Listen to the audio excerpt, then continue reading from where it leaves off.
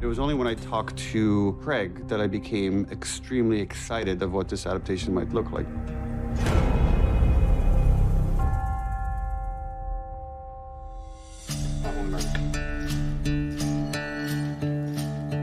We asked Nico Parker to play an incredibly challenging part. We have to fall in love with her. And she also has to be a specific kind of person, very different than the person that Joel is going to meet later in the episode in the guise of little Ellie. It was important for us to present the audience with a Sarah that we felt we could follow for the rest of the series. She's almost the protagonist until disaster strikes. Something that Nico Parker and Pedro Pascal pulled off gorgeously. Nico Parker, my original daughter, my Sarah, she is the person that I live for. Without her, I don't have purpose. He's the best. I could not ask for a better on-screen dad. A lot of the time with acting, you're not always seeing what you're reading and what the audience is seeing. So a lot of the time you're kind of making up in your head, which on one hand is really amazing because you can create this whole narrative in your brain that then you get to follow through with. And on the other hand, it's like you're watching someone die and you're just staring at like a patch of grass and like, the amazing thing about Fort McCloud is it was like you could just really immerse yourself because it's all in front of you. Like any time where I was scared, I was genuinely really scared. Dad! Oh shit! And I just remember being like, oh my God. We are not sick!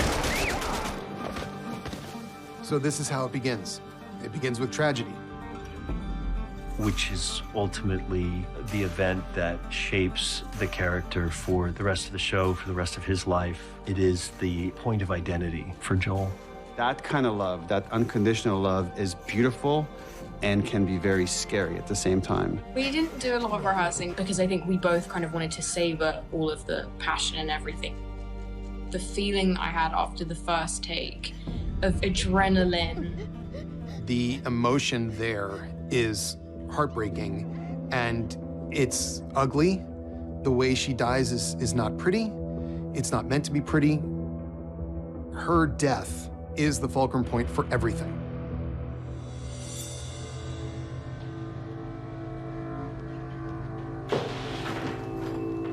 My name is Marlene.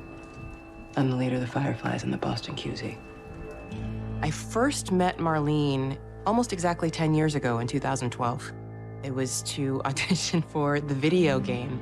As far as the HBO series, I don't remember when I first heard about it, but when I did, I was like, Mommy, want that. Did I think that they would actually cast me? No, I didn't. The hundreds of people that work on the game make you look like Marlene, make you look like the character and turn it into a masterpiece. It's another thing to step in front of the camera and embody her with my own instrument. And I had a couple of things on my side, which was I grew into her, I aged into her a little bit, and I guess my deep passion and love for her. As a writer, you're trying to construct a scenario where like a person is trying to avoid a fate worse than death. For Joel, it'd be losing a daughter again, and he probably would not survive that.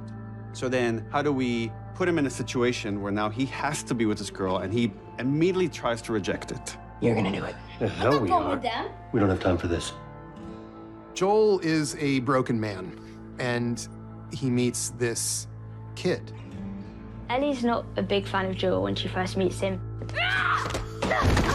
Their initial meeting doesn't really set them up to be the greatest of friends, but I think that's also because they're like similar personalities. They just clash, and they don't know how to relate to each other yet. Asshole!